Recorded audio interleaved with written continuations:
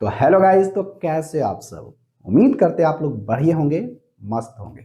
दोस्तों, अभी हम लोगों का एक स्पेशल सीरीज चल रहा है बिहार एसएससी सीजीएल 4 के लिए कंप्लीट मैथ का सीरीज, जिसमें से आज हम लोग शुरू करने वाले हैं कंपाउंड इंटरेस्ट यानी चक्रवृद्धि ब्याज। इससे पीछे के क्लास में हमने बहुत सारे चैप्टर जैसे कि परसेंटेज हो गया, रेशियो हो गया, प्रॉफिट लॉस हो गया, डिस्काउंट हो गया, सिंपल इंटरेस्ट हो गया, इन सभी चैप्टरों को बहुत ही अच्छे तरीके से बताया है और समझाया भी है। और प्रत्येक चैप्टर का हमने पीडीएफ भी बनाया था क्वेश्चनों का, उसको हमने टेलीग्राम और अराताई के चैनल पर अपलोड भी कर दिया है। चाहो तो उन सभी पीडीएफ को अपलोड डाउनलोड कर सकते हो और डाउनलोड कर करके आप उन सभी क्वेश्चनों को बना सकते हो। अगर आप अच्छे तरीके से पढ़ना चाहते हो तो सारा आपका सीरीज मिल जाएगा। एक कंप्लीट मैथ का सीरीज सीजीएल 4 के लिए बाय रविशंकर सर मैथ एक प्लेलिस्ट मिल जाएगा। आप वहां पर देख सकते हो, सारा वीडियो आपको सीक्वेंस में देखने के लिए मिलेगा। तो आज की क्लास में हम लोग शुरुआत करेंगे कंपाउंड इंटरेस्ट यानी चक्रवृद्धि ब्याज।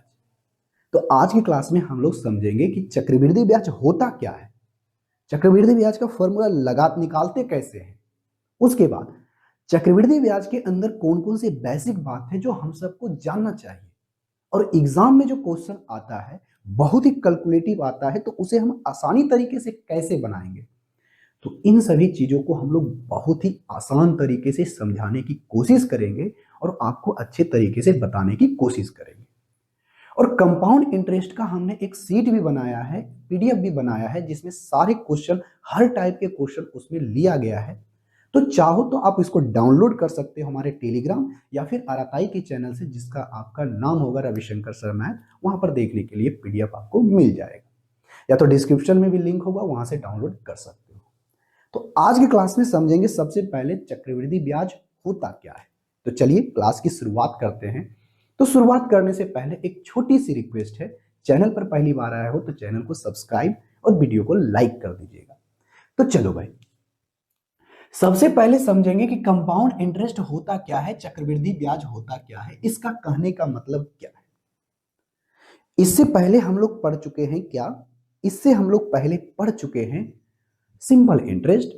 तो सिंपल इंटरेस्ट क्या था, बस जो प्रत्येक साल ब्याज हमारा क्या था, बराबर बराबर लगता था।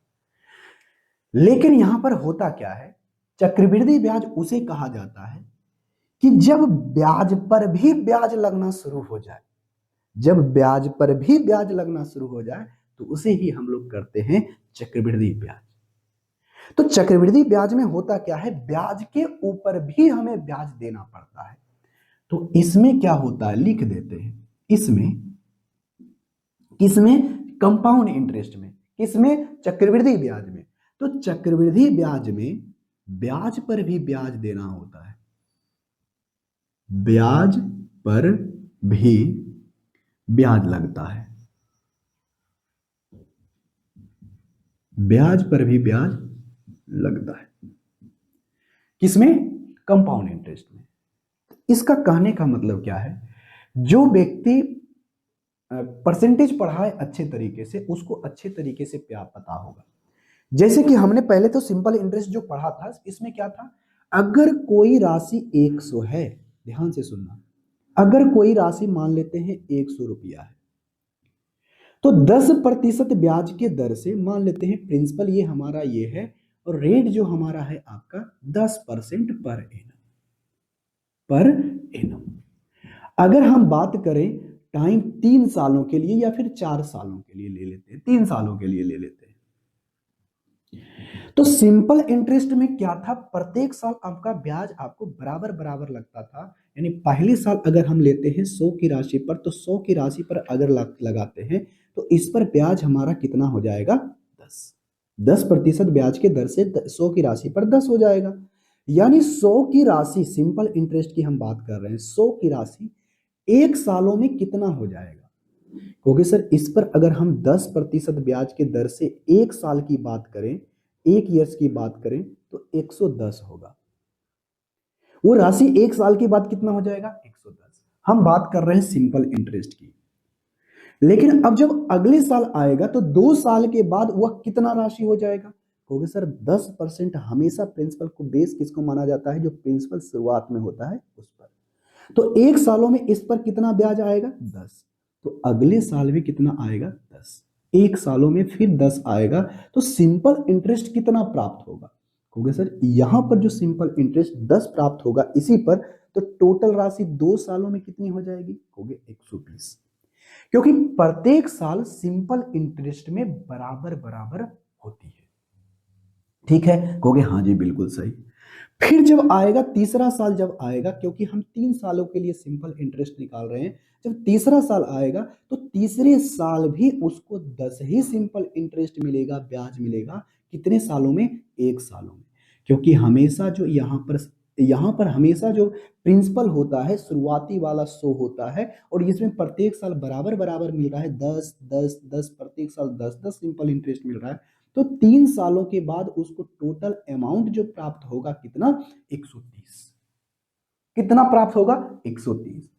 लेकिन नहीं, यहां पर जो क्या होता है, कंपाउंड इंटरेस्ट में, ध्यान से सुनना, हम जो बहुत बोल रहे हैं कंपाउंड इंटरेस्ट में, अगर कोई राशि 100 है तो कंपाउंड इंटरेस्ट का कहने का मतलब यह है कि कंपाउंड इंटरेस्ट में ब्याज के ऊपर भी ब्याज लगता है। कहोगे हाँ जी बिल्कुल सही है। तो सुनो बात, तो कंपाउंड इंटरेस्ट में अगर कोई व्यक्ति 10% ब्याज के दर पर लेता है, 1 सालों में उसको सिंपल इंटरेस्ट कितना देना पड़ेगा, कहोगे सर 1 साल में सिंपल इंटरेस्ट अगर 10% ब्याज के दर से देता है तो उसको 10 रुपया ब्याज देना पड़ेगा। कितना देना पड़ेगा, 10।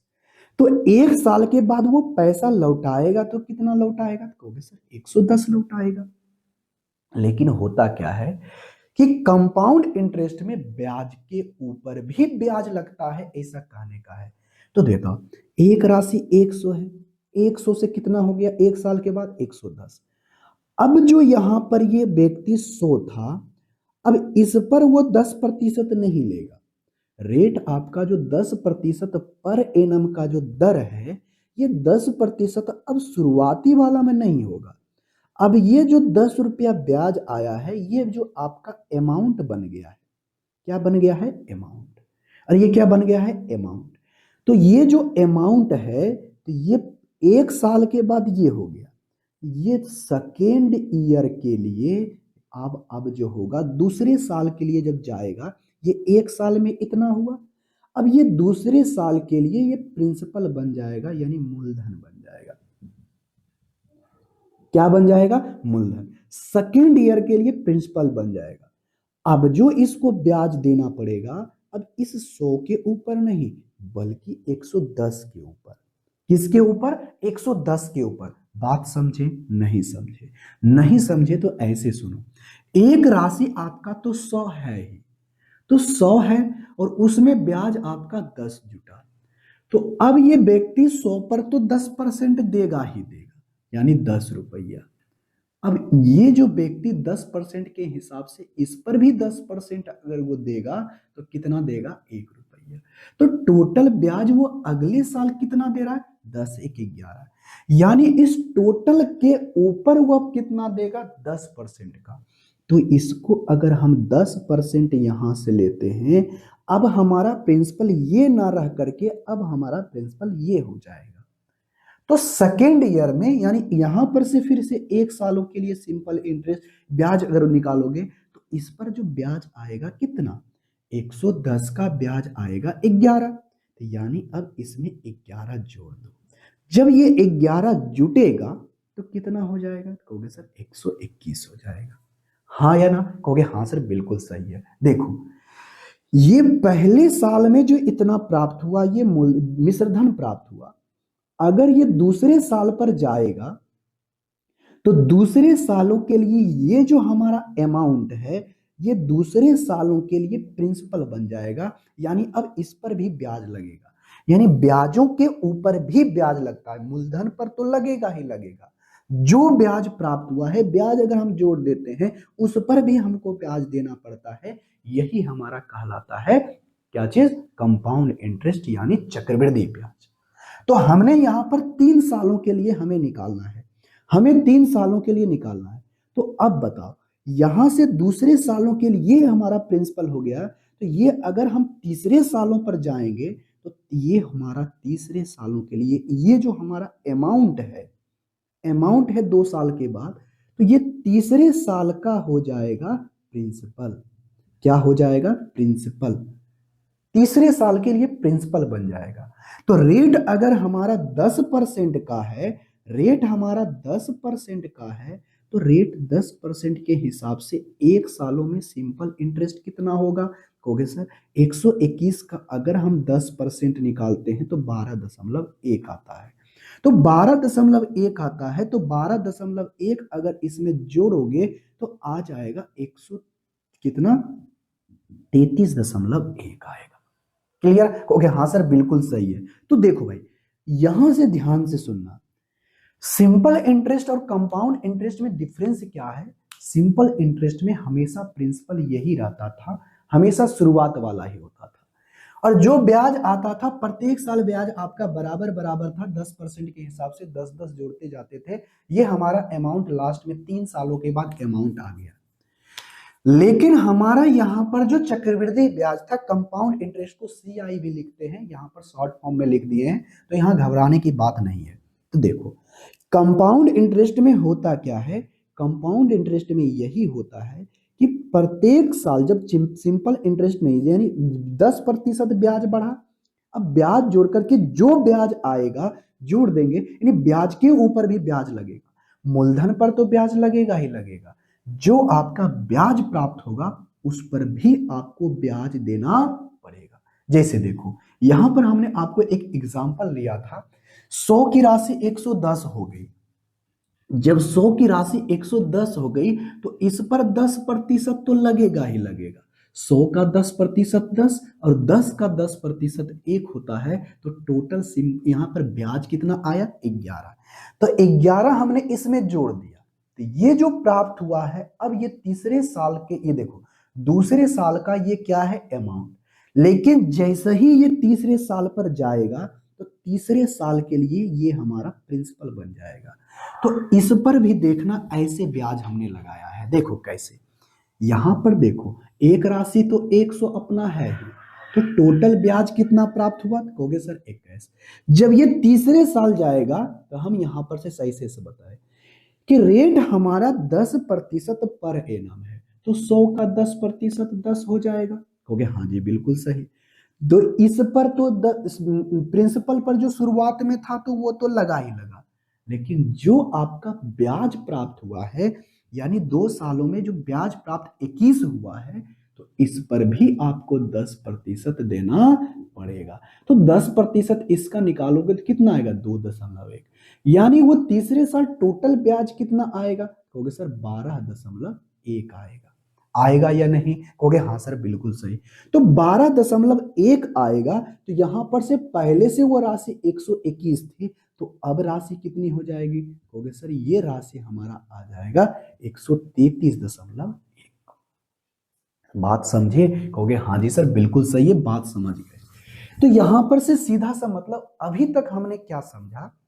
अभी तक हमने यही समझा है कि सिंपल इंटरेस्ट में क्या था कि प्रत्येक साल ब्याज हमारा बराबर बराबर होता था, क्योंकि बेस हमारा हमेशा जो प्रिंसिपल होता था, शुरुआत में जो प्रिंसिपल होता है वही रहता था, और ये सिंपल इंटरेस्ट में ब्याज पर ब्याज नहीं लगता है।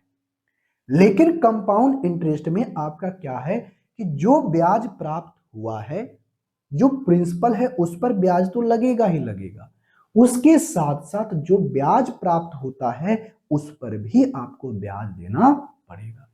तो अब आपसे एक ऐसे पूछ लेगा कि अगर हमें 3 साल का ब्याज, अगर सिंपल इंटरेस्ट निकालने के लिए कहा जाए, तो अगर कोई राशि 100 है और कोई राशि हो गया 3 साल में 100 कितना 130, ये हमारा प्रिंसिपल है, हम सिंपल इंटरेस्ट निकाले हैं इसलिए यहां पर लिखे हैं, ये हमारा प्रिंसिपल है। देखो तो 100 की राशि हो गई कितनी? कहोगे सर 100 की राशि 130 हो गई, तो कितना प्रतिशत ब्याज मिला? कहोगे सर 100 की राशि पर 30 मिला है, तो मतलब मिला कितना है? 30% का सिंपल इंटरेस्ट। कितना मिला है? 30% का सिंपल इंटरेस्ट। हाँ या ना? कहोगे हाँ जी। लेकिन वही चक्रवृद्धि ब्याज होता है, तो देखो कोई राशि 100 था, कोई राशि 100 था, तो वो राशि हो गया कितना? कहोगे सर 133.1, यानी सिंपल इंटरेस्ट बढ़ा। देखो यहाँ ब्याज बढ़ा कितना, ध्यान से सुनना। एक राशि 100 था, 100 से 133.1 हो गया, तो बढ़ा कितना? कहोगे सर 33.1 बढ़ा है। तो 100 की राशि 33.1 बढ़ा है, तो कितना प्रतिशत कंपाउंड इंटरेस्ट मिला है? कहोगे सर यहाँ पर 33.1% का कंपाउंड इंटरेस्ट मिला है। यहां पर दोनों है तो ब्याज ही, लेकिन एक है सिंपल इंटरेस्ट, एक है कंपाउंड इंटरेस्ट। तो आपसे पूछेगा कि 3 सालों का चक्रवृद्धि ब्याज ज्यादा होगा या तो 3 सालों का कंपाउंड क्या है, सिंपल इंटरेस्ट ज्यादा होगा।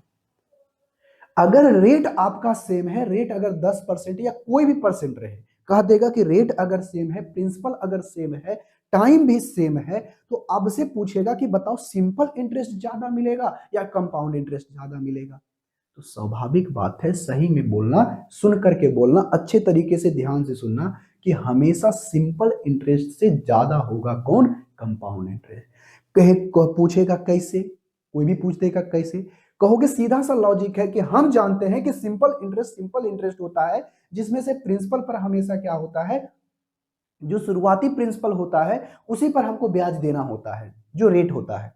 लेकिन कंपाउंड इंटरेस्ट में ऐसा नहीं है, क्योंकि जो जो प्रिंसिपल होता है उस पर तो हम ब्याज देंगे ही देंगे, लेकिन यहां पर कंपाउंड इंटरेस्ट में जो हमारा ब्याज प्राप्त होता है प्रत्येक साल, उस पर भी हमको उसके अगले साल हमें ब्याज देना पड़ता है।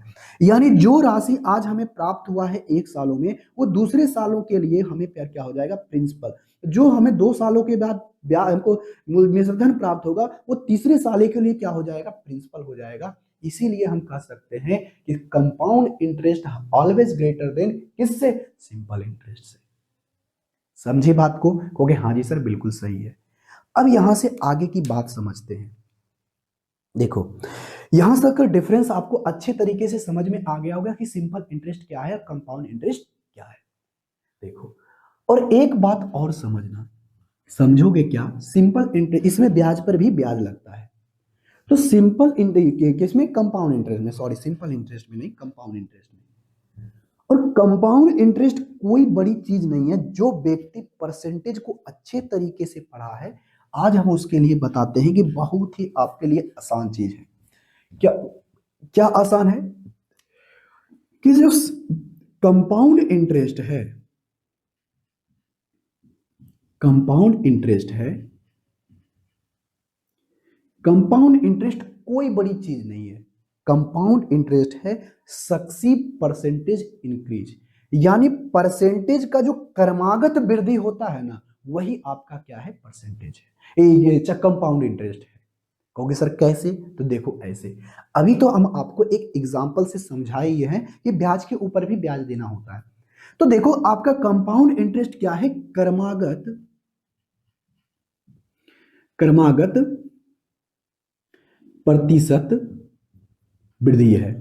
कुछ नहीं, क्रमागत प्रतिशत वृद्धि है। कहोगे सर ये कैसे आप बोल रहे हैं?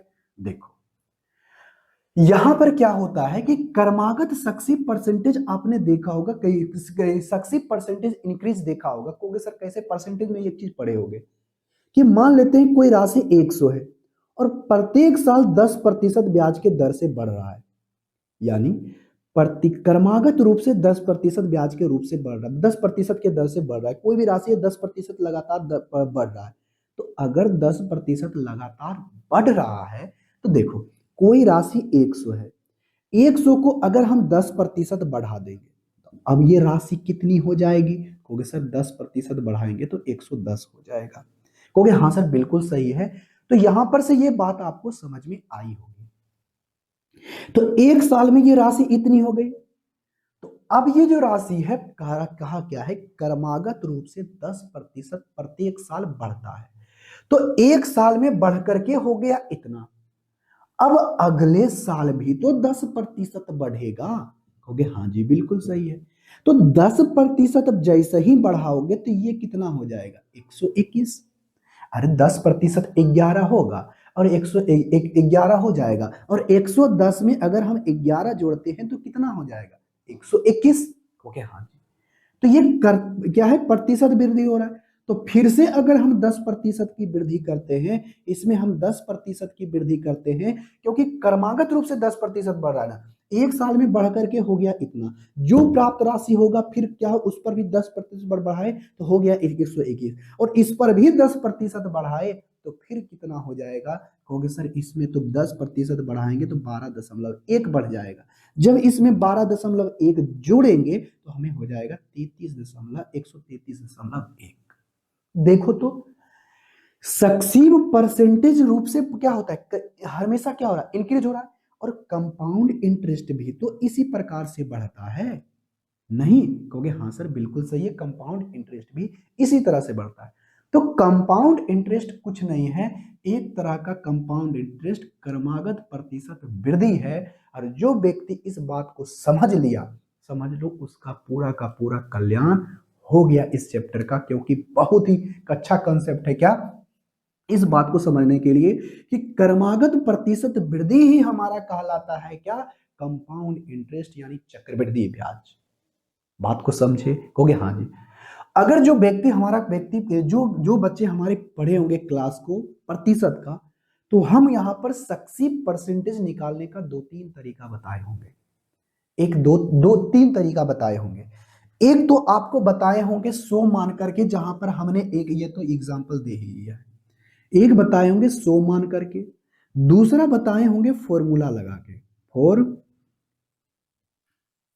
फॉर्मूला होता है ना, फॉर्मूला लगा करके, और एक बताए होंगे रेशियो से। क्या बताए होंगे? रेशियो से। तो यहां पर हम ज्यादातर यहां पर हम इस्तेमाल करेंगे क्या चीज? 100 मानेंगे। फॉर्मूला तो बहुत कम लगाएंगे हम लोग, रेशियो और 100 मान करके हम लोग क्वेश्चन को बनाएंगे, और बहुत ही आसान तरीके से बताएंगे कैसे हम बिना फॉर्मूला लगाए जो परसेंटेज का फॉर्मूला, सक्सीव परसेंटेज इंक्रीज का जो फॉर्मूला होता है, बिना हम इसे लगाए, हम फॉर्मूला लगाए रेशियो से 100 मान के ऐसे क्वेश्चन को बनाएंगे, एकदम आसान सा लगेगा बनाने में। ठीक है? कहोगे हाँ सर बिल्कुल सही है, आप हमें उसी तरह से बताइए। तो देखो हमने अभी तक क्या चीज समझा कि कंपाउंड इंटरेस्ट क्या है? कंपाउंड इंटरेस्ट कुछ नहीं है, जिससे ऐसा ऐसा ब्याज की व्यवस्था जिसमें से क्या होगा? ब्याज के ऊपर भी ब्याज लगेगा, ब्याज के ऊपर भी ब्याज लगेगा। और कंपाउंड इंटरेस्ट क्या है? चक्रवृद्धि ब्याज क्या है? कंपाउंड इंटरेस्ट क्या है? क्रमागत प्रतिशत वृद्धि है, यानी सक्सीव परसेंटेज इंक्रीज है। अगर लगातार क्रमागत रूप से परसेंटेज वृद्धि हो रहा है, क्रमागत रूप से आपका क्रमागत रूप से प्रतिशत वृद्धि हो रही है, यानी 10%, 10%, 10%, यानी जो राशि होगा अगले साल 10%, फिर से 10% की वृद्धि होगी, फिर से 10% की वृद्धि होगी, फिर से जो प्राप्त होगी राशि अगले साल 10% की वृद्धि होगी, तो समझ लेना वो हमारा कंपाउंड इंटरेस्ट है। यही हमारा कंपाउंड इंटरेस्ट कहलाएगा। यहां तक बात समझ में आई? कहोगे हाँ सर बिल्कुल सही है, ये बात हमें अच्छे तरीके से समझ में आ गई है। तो एक बात और समझो, कंपाउंड इंटरेस्ट को ये सभी चीजें तो समझ ही चुके हैं, अब यहां से समझते हैं एक मल्टीप्लाइंग फैक्टर। क्या समझेंगे? मल्टीप्लाइंग फैक्टर समझेंगे। देखो अब मल्टीप्लाइंग फैक्टर क्या होता है, अब ऐसे समझो। अच्छा 10% को हम लोग क्या लिखते हैं? देखो अब ऐसे कहेंगे, अब मल्टीप्लाइंग फैक्टर, अब मान लेते हैं कोई राशि 100 है, कोई राशि कितनी है? 100 है। अगर हम इस राशि को 10% की वृद्धि करते हैं, कितने प्रतिशत की वृद्धि? 10% की वृद्धि करते हैं, ये हमारा प्रिंसिपल है।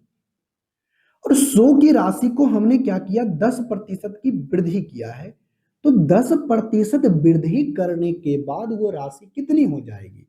कहोगे सर 110 हो जाएगा।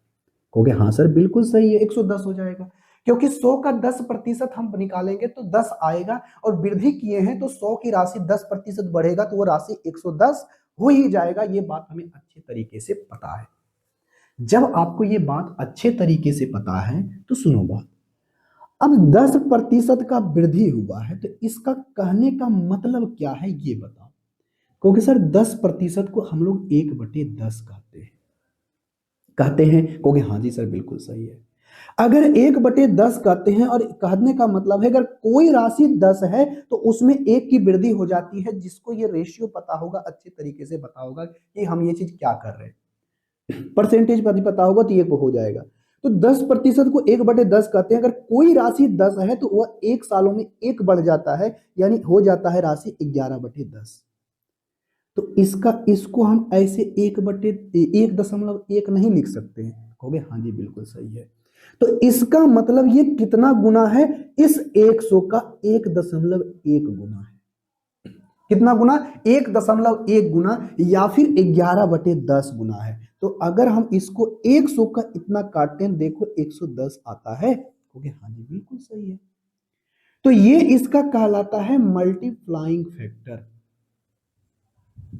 ठीक है, मल्टीप्लाइंग फैक्टर। कोई दिक्कत? कहोगे नहीं सर कोई दिक्कत नहीं है। तो देखो भाई, अगर कोई राशि 100 है तो उसका मल्टीप्लाइंग फैक्टर अगर 10% इंक्रीज हुआ है, 10% इंक्रीज हुआ है, तो हम इसको 1.1 भी तो लिख सकते हैं, क्योंकि इसका 1.1 गुना हो जाएगा कितने साल में, 1 सालों में। अगर इतना होगा तब तो बताओ ये राशि 110 हुआ। कहोगे हाँ जी। अगर ये राशि आपका प्रत्येक साल बराबर बराबर इंक्रीज कर रहा है, फिर से अगर हम 10% बढ़ाएंगे तो फिर इसका 1.1 गुना हो जाएगा। कहोगे हाँ जी सर बिल्कुल सही। तो जैसे ही इसको ऐसे गुना करोगे तो 110 गुना 1 दशमलव कितना, 1.1। तो इससे ये खत्म, तो 11 गुना 11 कितना हो जाएगा, 121। बात समझे? कहोगे हाँ जी सर बिल्कुल सही है, बात हम अच्छे तरीके से समझ चुके हैं।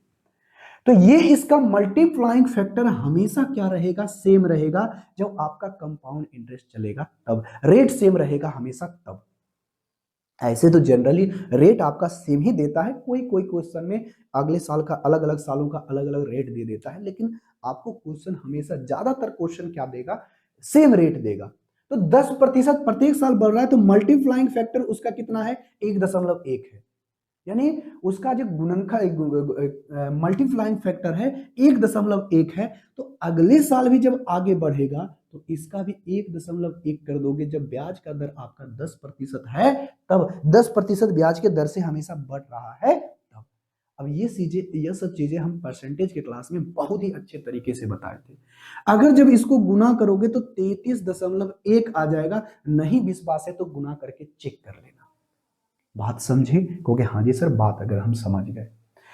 तो यहां पर से हमने क्या सोच देखा है, यहां पर से हमने देखा ये चीज कि यहां पर से हमने ये चीज देखा है कि 100 की राशि 110 हो गई तो ये हमेशा मल्टीप्लाइंग फैक्टर जो होगा ना इसका सेम रहेगा। यानी 121 गुना भी करोगे 1.1 तो वो हमेशा क्या आएगा, वही आएगा। क्लियर? कहोगे हाँ जी सर बिल्कुल सही है, बात हमें समझ में आ गया है। तो मल्टीप्लाइंग फैक्टर हमेशा हर जगह क्या रहता है, सेम रहता है। ये आपको अच्छे तरीके से बात को समझ में आई होगी। ठीक है? कहोगे हाँ जी सर बिल्कुल सही है। अब जैसे कि अगर आपको ऐसे दे दे, अब ऐसे दे दे, अब आपको कुछ ऐसे दे देगा, कैसे? देखो इसको मिटाते हैं, ऐसे दे देगा। देखो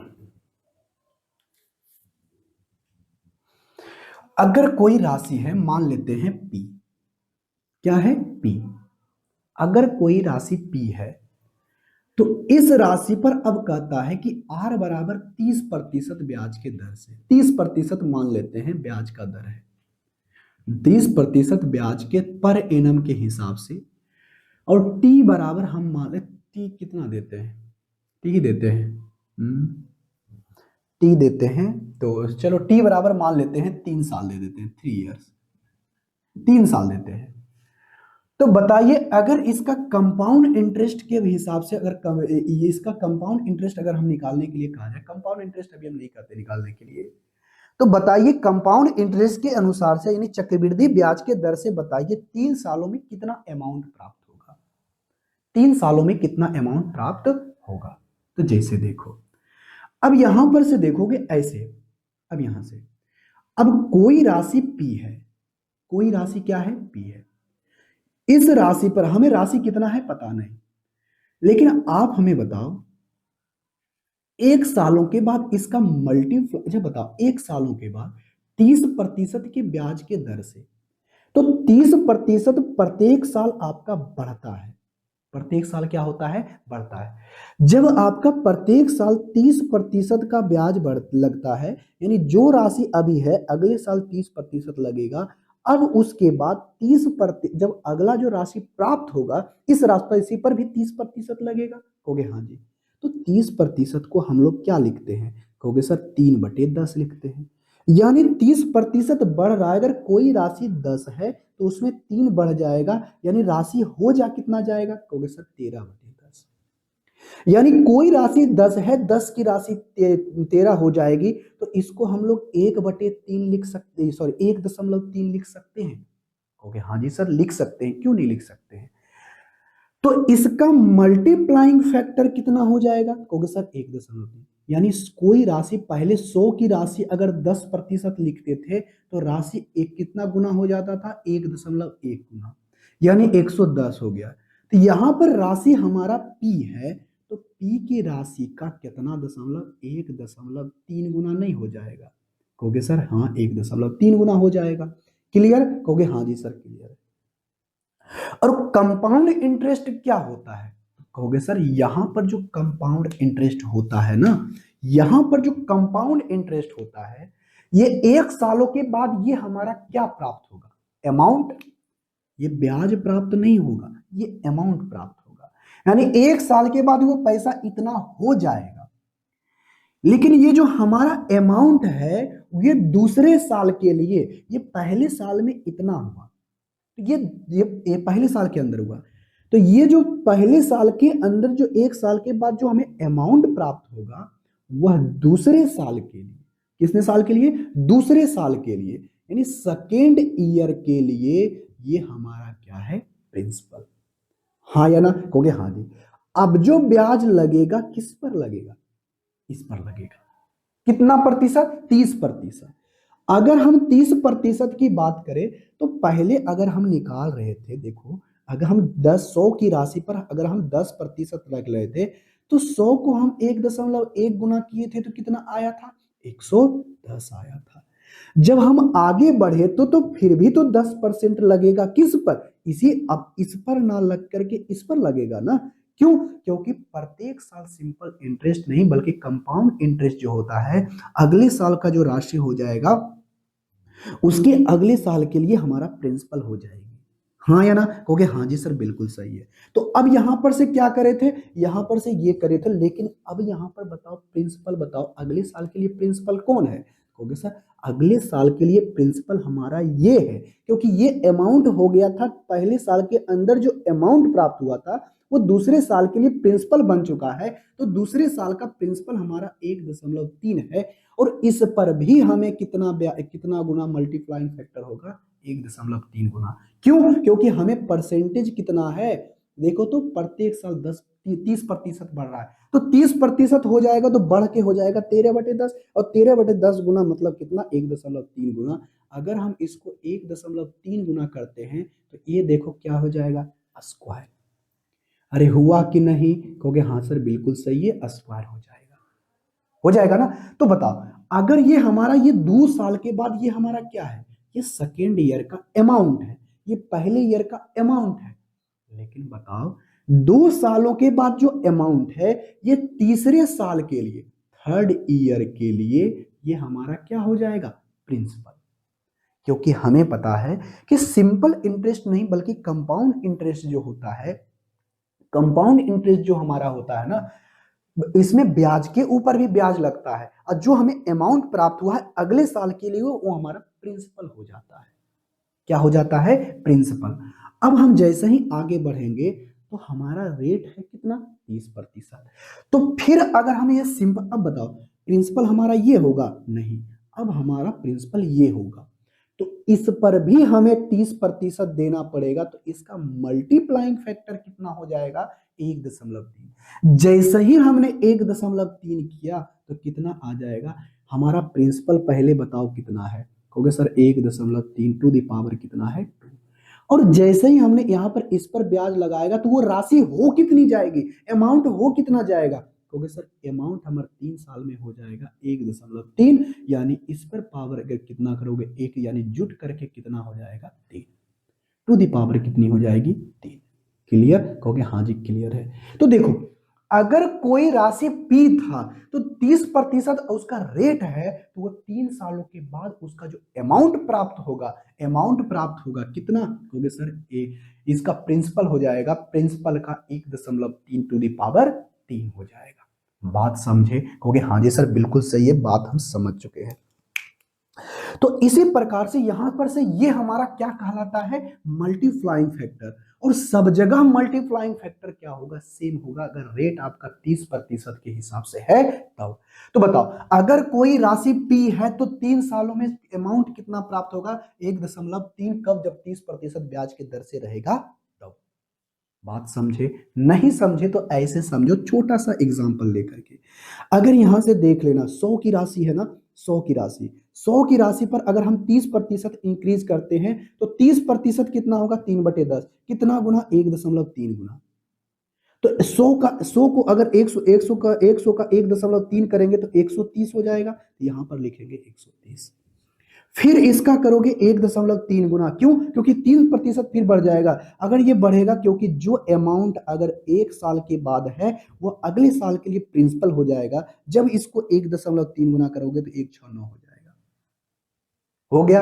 अब जो ये राशि प्राप्त होगी, क्योंकि अब ये जो राशि, अरे नहीं समझ में आ रहा है, देखो 1.3 के परसेंटेज 13 गुना 13 इतना आ गया।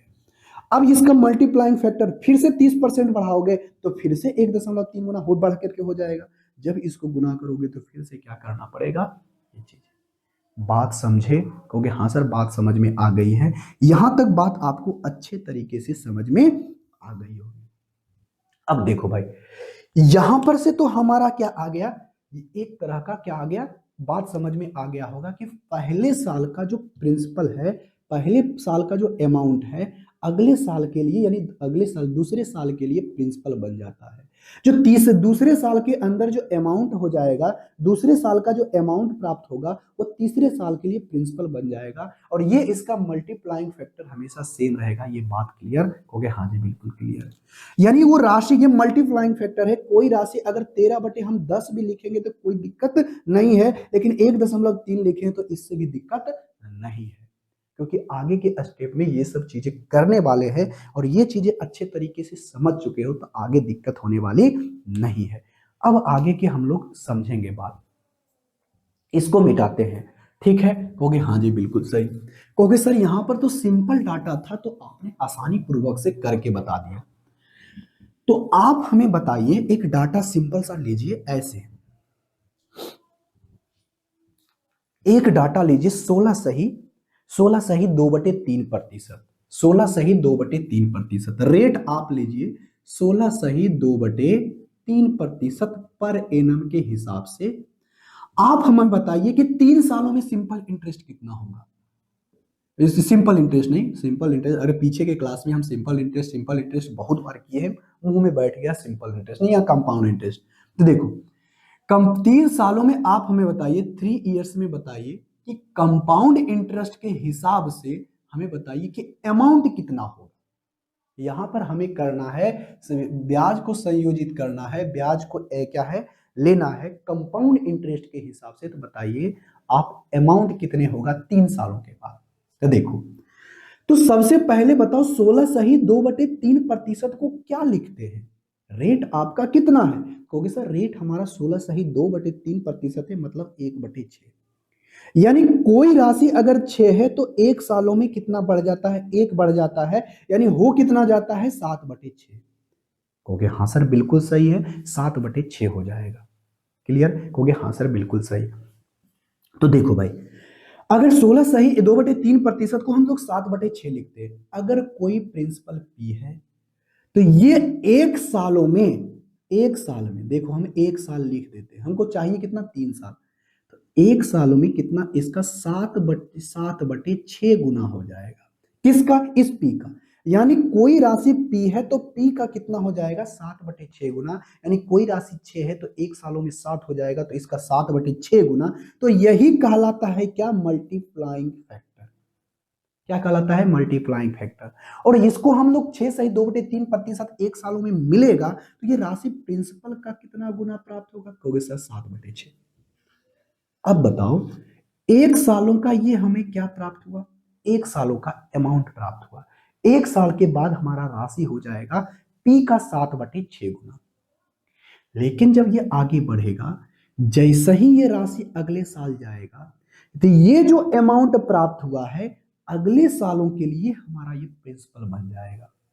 बात समझे, नहीं समझे, ऐसे समझो, ये हमारा प्रिंसिपल, ये हमारा क्या है, ये हमारा अमाउंट है। तो ये सेकेंड ईयर के लिए, पहले साल का अमाउंट है, तो ये सेकेंड ईयर के लिए, सेकेंड ईयर का प्रिंसिपल हो जाएगा। तो अब जो ब्याज लगेगा इस प्रिंसिपल पर नहीं, बल्कि टोटल प्रिंसिपल हमारा कौन है, P गुना 7/6।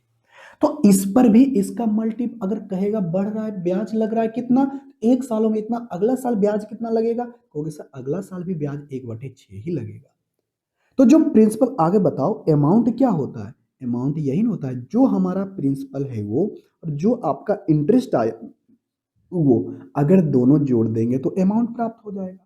तो 1 साल के अंदर उसको कितना प्राप्त होगा, कहोगे सर जो राशि है उसका 7/6 गुना, क्योंकि रेट है कितना, कहोगे सर एक रेट है 1/6, यानी कोई राशि 1/6 ब्याज होता है, यानी कोई राशि 6 है तो उस पर एक ब्याज मिलता है, मतलब 7/6 ही तो प्राप्त होगा, राशि का 7/6। तो यहाँ पर राशि बताओ कितना है, P है, और P का 7/6, और यहाँ गुना कर देंगे, इस पर भी 7/6 का क्या लगेगा ब्याज। अरे ये टोटल हमारा प्रिंसिपल है ना। अरे क्या होता है, जो 1 साल के बाद हमारा अमाउंट होता है वो अगले साल के लिए प्रिंसिपल बन जाता है। तो हमारा ये प्रिंसिपल ये है, अब इस प्रिंसिपल का 7/6 गुना हो जाएगा, इसका मतलब ये इसका क्या होगा, स्क्वायर होगा। क्लियर, कहोगे हाँ जी क्लियर है। अब इसको हम मिटाते हैं, ये तो हमारा 1 साल का हो गया, उसके बाद दूसरे साल में इतना हो जाएगा, तो तीसरे साल में कितना होगा ये हमें बताओ। तो कहोगे सर तीसरे साल में अगर कोई राशि है तो बताओ। अब हमारा सबसे पहले प्रिंसिपल कौन है, कहोगे सर प्रिंसिपल हमारा ये है, तो P गुना 7/6, ठीक है, स्क्वायर। तो इस पर ब्याज कितना प्राप्त होगा, तो लगे ब्याज प्राप्त होगा 1/6, और राशि हो कितनी जाएगी, कहोगे सर ये हो जाएगा 7/6, और जब 7/6 करोगे तो यहां पर क्या हो जाएगा, क्यों, तो 3 सालों के बाद जो हमारा अमाउंट हो जाएगा ये इतना हो जाएगा, दूसरे साल का जो अमाउंट ये इतना हो जाएगा। जब ये इधर पर जाएगा तो ये थर्ड ईयर के लिए क्या है, थर्ड ईयर के लिए ये हमारा प्रिंसिपल है। हाँ या ना, कहोगे हाँ सर बिल्कुल सही, ये बात हमें अच्छे तरीके से समझ में आ गई है। अगर आपको परसेंटेज में दे, ये आपको सिंपल प्रतिशत में 30%, 40%, 50% दे, या फिर आपको फ्रैक्शन में दे, तो आपको घबराने की कोई जरूरत नहीं है। तो ये आपका क्या होगा, इस तरह से बढ़ेगा, ये आपका मल्टीप्लाइंग फैक्टर बढ़ते जाएगा। क्लियर, कहोगे हाँ जी सर क्लियर है। तो सुनो बात, अब यहां पर से जो मल्टीप्लाइंग फैक्टर जो बढ़ता, देखो अब यहां पर से सुनना, यहां पर से जो अमाउंट हमारा बढ़ रहा है, क्या बढ़ रहा है, अमाउंट हमारा बढ़ रहा है, अमाउंट जो हमारा बढ़ रहा है, यहां पर से ध्यान, अच्छा एक एग्जांपल और दे ही देते हैं, उसके बाद हम आगे बात करेंगे ये चीज। अगर हमारा रेट जो है, ध्यान से सुनना, अब रेट हमें कह देगा कि 6498 2 बटे यानी 6498, ठीक है, कितना देते हैं, 6498 रेट हम दे ही देते हैं।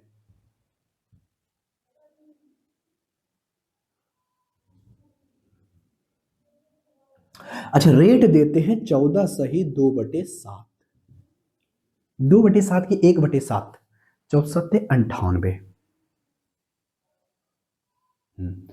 6498 रेट हमें देते हैं। अच्छा 14 सही 2/8% पर एनम रेट हमारा है।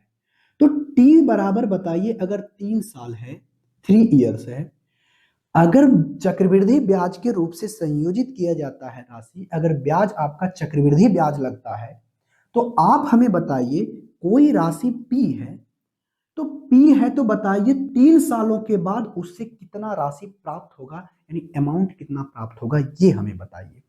क्या नहीं बता पाओगे? कहोगे हाँ सर बिल्कुल सही है, हम बता देंगे। देखो भाई, अगर आपको अमाउंट बताना है तो देखो, सबसे पहले समझेंगे कि आर हमारा क्या है, 14 सही 2/7%। 14 सही 2/7% को हम लोग क्या कहते हैं, 1/7।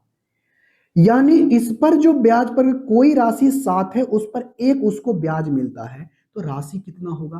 कहोगे सर एक, यानी 7 के राशि पर अगले, अगर कोई राशि 7 है, एक ब्याज मिलता है, तो उसमें अमाउंट कितना हो जाएगा? तो कहोगे सर 8/7।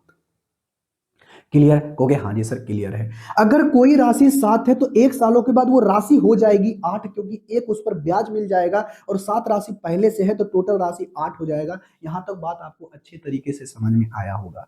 एक बात बोल रहे हैं ना पहले से, जिसको आपको रेशियो पहले से पता है, परसेंटेज जिसको पता है, हम कहते हैं कि बिना फॉर्मूला लगाए इन क्वेश्चनों को बहुत ही आसान तरीके से बनाओगे। यहां पर सबसे पहले हम यहां पर आपको कंसेप्ट को क्लियर करेंगे कि वास्तविक में हो क्या रहा है। ठीक है, वास्तविक में चक्रवृद्धि ब्याज होता क्या है, चक्रवृद्धि ब्याज को निकालते कैसे, सिर्फ फार्मूला लगा करके रट दो, ये सब आपको करने की जरूरत नहीं है। हम यहां पर बताएंगे, एकदम कंसेप्ट क्लियर करेंगे। यहां तक हमने अभी तक क्या क्या समझा, कि इसमें ब्याज पर भी ब्याज लगता है। ठीक है, कहोगे हाँ जी। उसके बाद पर से क्या है, ये कंपाउंड इंटरेस्ट क्या है? कंपाउंड इंटरेस्ट कुछ नहीं है, सक्सेसिव परसेंटेज इंक्रीज ही है, यानी क्रमागत रूप से जो आपका परसेंटेज वृद्धि हो रही है, यानी क्रमागत रूप से आपका जो परसेंटेज इंक्रीज हो रहा है, वही आपका कंपाउंड इंटरेस्ट है। आप सक्सेसिव परसेंटेज को अलग अलग तरीके से निकाल सकते हो, फॉर्मूला लगा के, रेशियो से, सो मान करके जैसे निकाल सकते हो, लेकिन हम यहाँ पर बताएंगे बेस्ट अप्रोच कैसे रेशियो से एंड सो मान करके हमको निकालेंगे, फॉर्मूला बहुत कम लगाने की जरूरत पड़ेगी। चलो भाई यहां से, अब यहां से बात करें, कोई राशि अगर पी है तो उसे 14 सही 2/7% पर एनम के हिसाब से ब्याज देना पड़ता है, तो ब्याज कितना देना पड़ेगा? 1/7। अगर कोई राशि 7 है तो उस पर एक का ब्याज मिलेगा, यानी राशि हो कितनी जाएगी? 8। और कोई राशि 7, यानी वो राशि राशि जितना था उसका 8 बट्टी कितना हो जाएगा? 8/7। यानी राशि कितनी है? पी। तो ये राशि कितनी हो जाएगी? इसका 8/7 गुना कितने सालों में? 1 साल में। तो हमको कितना साल चलना है? 3 साल। यानी ये राशि पी गुना 7/8 कितना हो जाएगा? 7 हो जाएगा। कहोगे हाँ जी बिल्कुल सही। तो बताओ, 1 सालों के बाद जो ये प्राप्त हुआ है, 1 सालों के बाद जो प्राप्त हुआ है, 1 सालों के बाद ये अमाउंट हो गया, क्योंकि इसके अंदर ब्याज भी शामिल है और प्रिंसिपल भी शामिल है। लेकिन ये जैसे ही दूसरे साल के ऊपर बढ़ेगा, ये हमारा सेकेंड ईयर के लिए क्या हो जाएगा? सेकेंड ईयर का प्रिंसिपल हो जाएगा। तो प्रिंसिपल हो जाएगा तो रेट हमारा 14 सही 2/7% है, तो कितना गुना? 8/7 गुना है। कितना गुना? 8/7 गुना है। क्लियर है? कहोगे हाँ जी सर क्लियर है। आप यहां से बात से सुनो, अब यहां से दोनों से यहां से सुनना। अगर ये हो जाएगा कितना, अब बताओ, प्रिंसिपल तो हमारा ये है। कहोगे हाँ जी, प्रिंसिपल 8/7 और टू दी पावर कितना हो जाएगा? अब इसको गुना करोगे तो स्क्वायर हो जाएगा। हाँ या ना? कहोगे हाँ जी।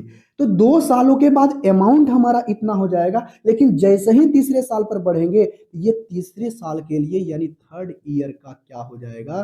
थर्ड ईयर का प्रिंसिपल बन जाएगा। और थर्ड ईयर का प्रिंसिपल बनेगा तो ये रेट हमारा कितना है? 14 सही 2/7, यानी 1/7 उसको ब्याज प्राप्त होगा, यानी कोई राशि 7 है तो उसको एक ब्याज प्राप्त होगा, होगा कितना? 8/7। कितना गुना? 8/7 गुना। अगर कोई राशि पी है तो पी का राशि कितना हो जाएगा? 8/7, और ए और स्क्वायर है तो ए और गुना करोगे तो ये क्यू हो जाएगा। क्लियर? कहोगे हाँ जी सर क्लियर है। अब यहां से एक कंसेप्ट को समझो, यहां पर से ये बात समझ में आ रहा है, ये क्या है? मल्टीप्लाइंग फैक्टर है।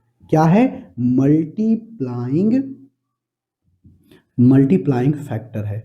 हाँ या ना? कहोगे हाँ जी मल्टीप्लाइंग फैक्टर है। तो देखो भाई, यहां पर से ये हमारा मल्टीप्लाइंग फैक्टर जो होता है, अब यहां से मल्टीप्लाइंग जो हो रहा है, ये हमारा जो गुणक है। सुनो बात, अब यहां से आगे की बात सुनो, कि यहां पर जो आपका, इसको मिटाते हैं पहले, इसको मिटाते हैं, उसके बाद हम आगे बात करते हैं। देखो ध्यान से सुनो, यहां पर से अब जो देख रहे होगे, ये हमारा प्रिंसिपल है और ये हमारा अमाउंट है। ये भी हमारा अगले साल का 2 साल का अमाउंट है, ये हमारा 3 साल का अमाउंट है। हाँ या ना? कहोगे हाँ जी बिल्कुल सही है। तो एक स्टार दे करके लिखना कि कंपाउंड इंटरेस्ट में कंपाउंड इंटरेस्ट में जो अमाउंट प्राप्त होता है चक्रवृद्धि ब्याज में, जो आपका अमाउंट होता है वो हमेशा अमाउंट जीपी में होता है। अब कहोगे सर ये जीपी क्या होता है? अगर नहीं समझते हो तो समझने की जरूरत भी नहीं है, बस इतना सा ही बात समझो कि जिसका रेशियो हमेशा बराबर, एक ऐसा सीरीज जिसका रेशियो हमेशा बराबर हो रहा है वो समझ लो जीपी में है, ज्योमेट्रिकल प्रोग्रेशन में है। यहां पर से बस इतना ही बात समझना है। अगर आप 10वां में पढ़े होगे, 11th में पढ़े होगे, 10th 11th में पढ़े होगे, तो एपी जीपी एचपी ये सब के बारे में पढ़े होगे। और नहीं पढ़े हो तो बात सुन लो सिर्फ कि कंपाउंड इंटरेस्ट जो होता है, अमाउंट जो प्राप्त होता है वो हमेशा जीपी में होता है, यानी ज्योमेट्रिकल प्रोग्रेशन में होता है। यानी रेशियो, ज्योमेट्रिकल प्रोग्रेशन का मतलब यही होता है, अगर रेशियो आपका हमेशा समान आ रहा है तो समझ लेना वो ज्योमेट्रिकल प्रोग्रेशन में। तो देखो भाई, तो कोई भी दो लगातार है तो इसका देखो रेशियो क्या आ रहा है, रेशियो देखो सेम आता है। यहां से देखना ये रेशियो कितना हो जाएगा, ये वाला चेक करना। हम पहले और दूसरे की बात कर रहे हैं, रेशियो अगर सेम आ रहा है तो ये ज्योमेट्रिकल प्रोग्रेशन में है, जीपी में है। यहां तो बात क्लियर है? कहोगे हाँ जी। देखो अगर कोई राशि पी है, ठीक है, अब यहां से देखो पी गुना 7/6 है। क्लियर? कहोगे हाँ जी क्लियर है। तो यहां पर से समझना, अब ऐसे ये राशि कितनी है पी, तो पी से पी हमारा कट गया तो ये कितना आ गया 6 से 7। रेशियो क्या आया 6 और 7 का, कितना आया 6 और 7 का। उसी अनुसार से अब हमने देखो पहले किसको लिया था, इधर वाले को, तो रेशियो कितना आया 6 और 7 का। तो उसी तरह से अगर हम यहां पर से इस अमाउंट और इस अमाउंट को लेते हैं, क्या बोले थे, अमाउंट का रेशियो हमेशा सेम आता है तो वो हमेशा जीपी में होता है। क्या चीज में होता है? जीपी में होता है। क्लियर है? कहोगे हाँ जी क्लियर है। तो यहां पर से देखना, एक बात नोट करके लिखना, अमाउंट हमेशा जीपी में होता है। कब? जब कंपाउंड इंटरेस्ट से निकालते हैं तब। देखो अब अगर हम राशि पहले वाला पी लिए थे तो यहां पर पी गुना 7/6 और इसका हम रेशियो ले लेते हैं। अगर रेशियो यही आया तो समझ लेना वो जीपी में है, अन्यथा जीपी में नहीं है। तो अब यहां से आ जाओ, P गुने 7/6 टू दी पावर कितना है 2। P से P हमारा कट गया, इससे हमारा ये कट गया, तो 6 कितना आ जाएगा 7। देखो तो रेशियो बराबर आ रहा है कि नहीं? कहोगे हाँ सर बिल्कुल सही है, रेशियो हमारा बराबर आ रहा है। अब जब रेशियो बराबर आ रहा है तो मतलब ये जो सीरीज चल रहा है हमारा कंपाउंड इंटरेस्ट का, तो समझ लेना बिल्कुल सही है। हमेशा क्या आएगा, हमारा जो अमाउंट प्राप्त होगा, मिश्र धन जो प्राप्त होगा, हमेशा जीपी में रहेगा। किस में रहेगा? जीपी में रहेगा। प्रत्येक साल का जो निकालेंगे अमाउंट प्राप्त होगा अलग अलग। देखो क्या होगा, यहां कंपाउंड इंटरेस्ट का जो अमाउंट प्राप्त होगा, क्या प्राप्त होगा, अमाउंट प्राप्त होगा।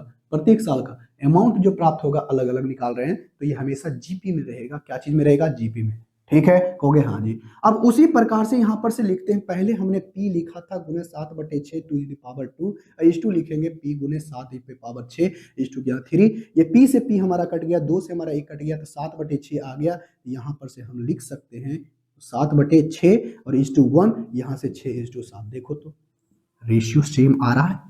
हो गए हाँ जी। अगर रेशियो सेम में है तो ये हमेशा क्या चीज में होगा? जीपी में होगा। क्लियर है? कहोगे हाँ जी सर क्लियर है। एक बात आपको अच्छे तरीके से समझ में आ गई होगी। तो यहां तक हमने अभी तक क्या क्या सीखा?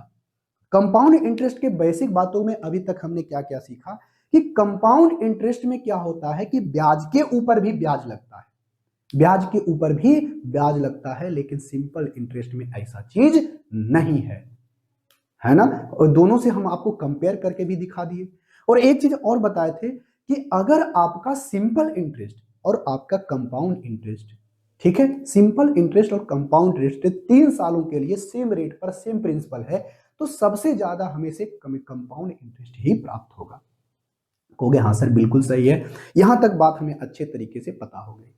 उसके बाद कंपाउंड इंटरेस्ट हमेशा सक्सीव परसेंटेज इंक्रीज होता है, यानी क्रमागत प्रतिशत वृद्धि होता है। यह बात आपको हम अच्छे तरीके से समझा दिए हैं, क्योंकि हमेशा ब्याज के ऊपर जो ब्याज प्राप्त होगा फिर वह जुट करके जो अमाउंट बनेगा फिर उस पर ब्याज लगेगा। और सक्सीव परसेंटेज इंक्रीज में भी तो यही तरह से हम लोग करते थे। हो गया हाँ सर बिल्कुल सही है। ये बात हमें अच्छे प्रकार से समझ में आ चुकी है। जब ये बात अच्छे तरीके से समझ में आ चुकी है तो अब आगे की बात सुनो। क्या बात सुनोगे? ये बात सुनो। एक बात आपने सुना कि कंपाउंड इंटरेस्ट में अमाउंट आपका जीपी में होता है, जो भी अमाउंट प्राप्त होगा वो हमेशा जीपी में होगा। पहले साल का, दूसरे साल का, तीसरे साल का जो भी निकालोगे, यानी दो रेशियो के बीच में जो निकालोगे हमेशा रेशियो समान आएगा, रेशियो हमेशा समान आएगा। क्लियर हो गया? हाँ जी। एक स्टार देकर के और लिखना ऐसे। पहले एक एग्जांपल देते हैं, उसके बाद हम बताते हैं। इसको मिटाते हैं। एक पहले वाला ही एग्जांपल लेते हैं, उसके बाद आपको हम लिखवाएंगे। ठीक है? हो गया? हाँ जी सर, बिल्कुल सही है। देखो, यहां पर हम कहते क्या है, अगर कोई राशि 100 है, कोई राशि क्या है? 100 है। थोड़ा सा साफ से मिटा ही देते हैं।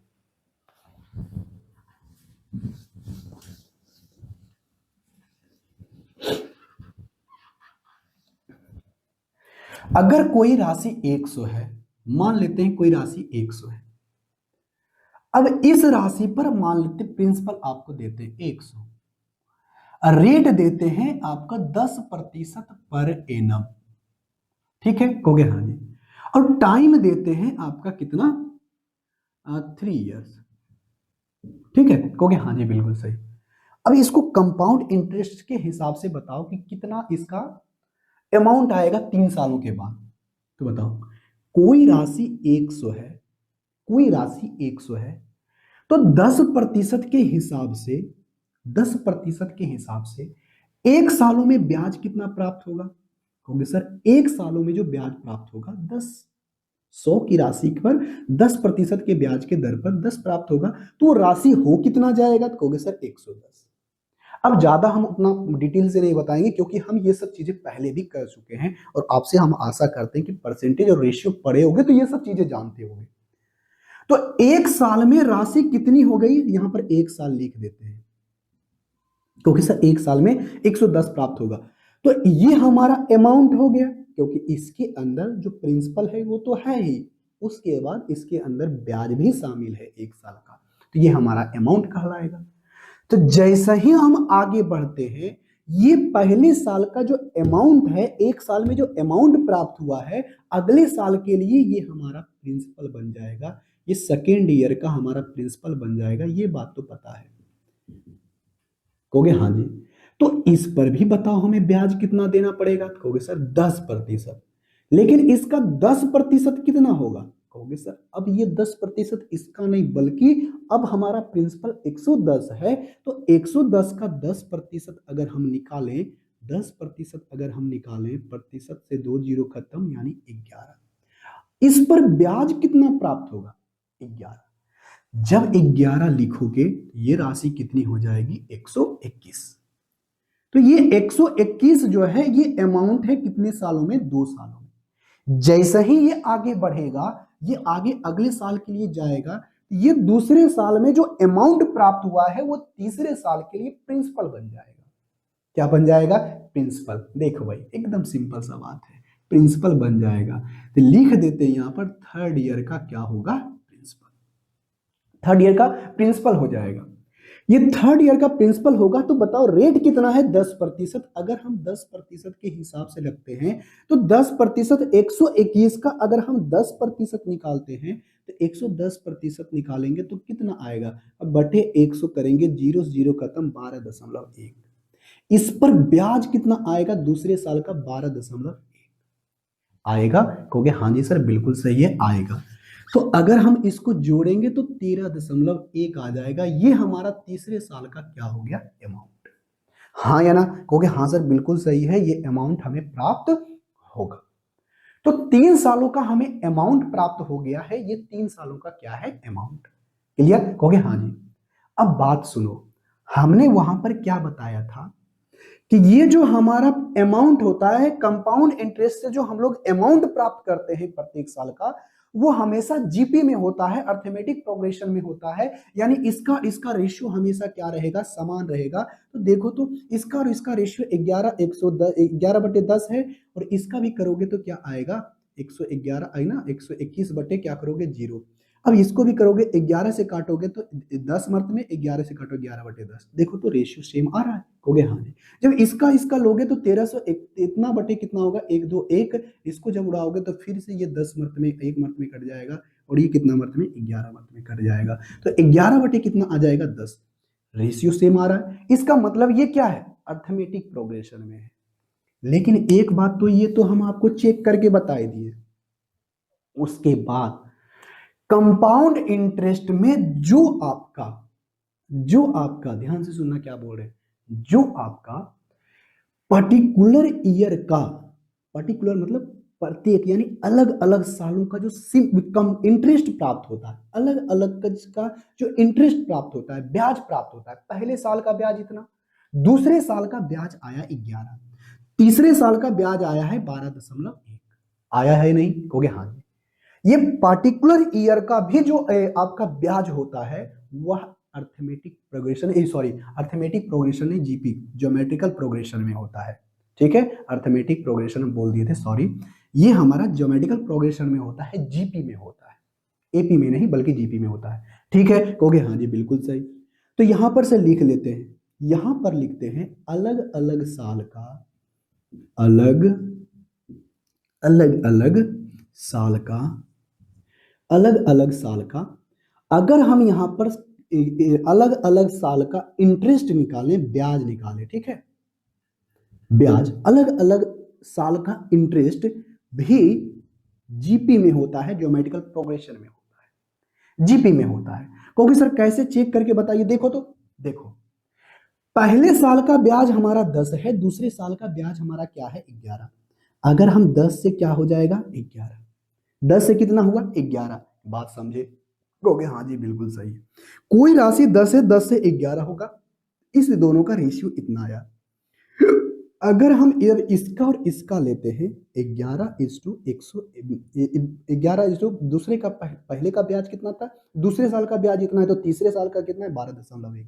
जब इसको ऐसे हटाओगे तो ये 10:, कितना हो जाएगा, 11 आया, कहोगे हाँ जी। देखो तो पहले साल और दूसरे साल का रेशियो, दूसरे साल और तीसरे साल का रेशियो देखोगे तो हमेशा देखो रेशियो सेम है कि नहीं। जब रेशियो सेम है तो समझ लेना वो जीपी में है, ज्योमेट्रिकल प्रोग्रेशन में है। ये बात आपको अच्छी तरीके से समझ में आई होगी, ठीक है, कहोगे हाँ सर बिल्कुल सही है।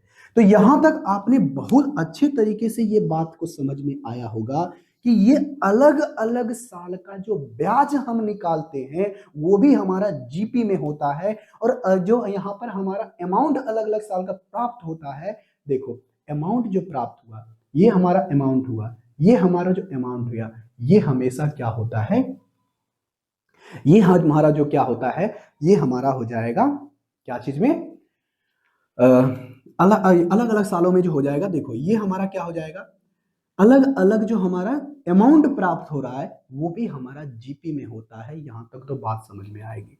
अगर कंपाउंड इंटरेस्ट से निकाल रहे हैं तो ये हमारा अमाउंट जो अलग अलग आ रहा है वो हमारा जीपी में आ रहा है, और हमारा जो प्रत्येक साल को जो ब्याज भी आता है वो भी हमारा जीपी में आता है, मतलब सबका रेशियो आपका बराबर होता है, ठीक है, कहोगे हाँ जी सर बिल्कुल सही है। एक कंसेप्ट और यहां पर से समझाते हैं आपको। अच्छा बताओ, पहले साल यानी एक साल का सिंपल इंटरेस्ट बताओ, इंटरेस्ट बताओ क्या है, क्योंकि सर एक साल का हमारा इंटरेस्ट आया है, ये ब्याज आया है, कंपाउंड इंटरेस्ट ही लिख देते हैं, कितना आया है, 10, एक साल का आया है, कहोगे हाँ जी। अगर हम टोटल 2 सालों का ब्याज बताओ कितना है, कहोगे सर 2 सालों का ब्याज, 2 साल का ब्याज, दूसरे साल का नहीं, 2 साल का ब्याज, दूसरे साल का नहीं, 2 साल का ब्याज, तो 2 साल का ब्याज कोई राशि 100 है, 100 से राशि कितना हो गया, 21, यानी 2 साल का जो कंपाउंड इंटरेस्ट कितना प्राप्त हुआ, 21। अगर हम 3 साल का कहें, 3 साल का, तीसरे साल का नहीं, 3 साल का, 3 साल का, ये देखो ये पहले साल का ब्याज है, ये दूसरे साल का ब्याज है, ये तीसरे साल का ब्याज है, ठीक है ना, ये तीसरे का, लेकिन ये कहते 3 साल का, मतलब टोटल का बोल रहे हैं, ये पर्टिकुलर ईयर का बात कर रहे हैं यहाँ पर, बट यहाँ पर ये नहीं कर रहे कि ये पूरा का पूरा बोल रहे हैं, 3 साल, हम शुरू से बताओ 3 साल का, तो 3 साल का यहाँ पर 33.1 हो जाएगा, ब्याज प्राप्त होगा।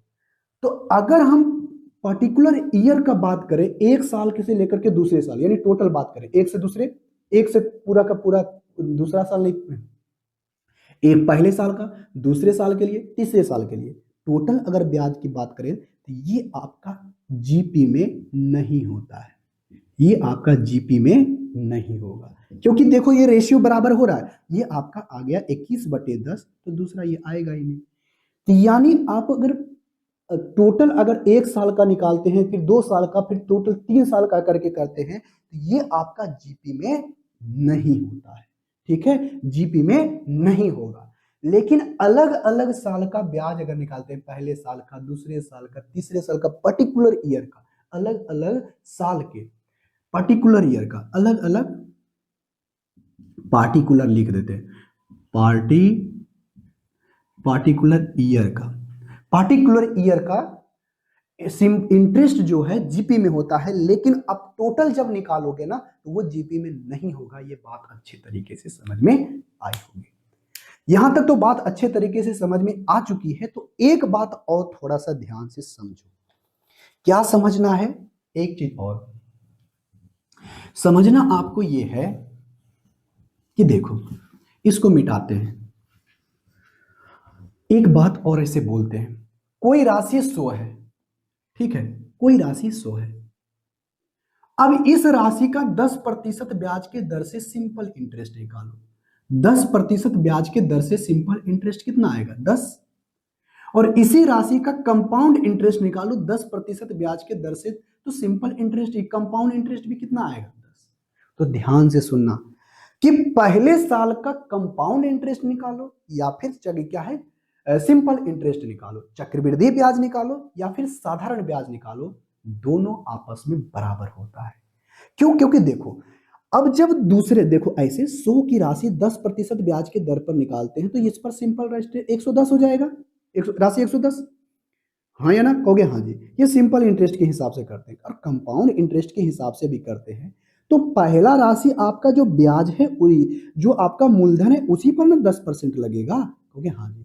जब इससे आगे बढ़ेंगे तब तो ब्याज के ऊपर ब्याज लगेगा ना, लेकिन पहले साल के अंदर जो आपका प्रिंसिपल है, ये भी प्रिंसिपल है, और उस पर भी ब्याज 10% का, इस पर भी ब्याज 10% का, यानी पहले साल का, नोट करके इस बात को लिख लेना कि पहले साल के अंदर सिंपल इंटरेस्ट और कंपाउंड इंटरेस्ट बराबर होता है। ठीक है? कहोगे हाँ सर ठीक है। तो इसमें थोड़ी सी और बात रह गई है, हम इसको नेक्स्ट क्लास में देखेंगे। आज के क्लास में हम यहीं तक रहने देते हैं। फिर से जाते जाते छोटी सी रिक्वेस्ट करते हैं, चैनल पर पहली बार आए हो तो चैनल को सब्सक्राइब और वीडियो को लाइक कर दीजिएगा। इसी तरह से अच्छे अच्छे कंटेंट देखने के लिए हमारे चैनल को सब्सक्राइब कर लीजिएगा। चलिए मिलते नेक्स्ट क्लास में, तब तक के लिए टेक केयर, बाय।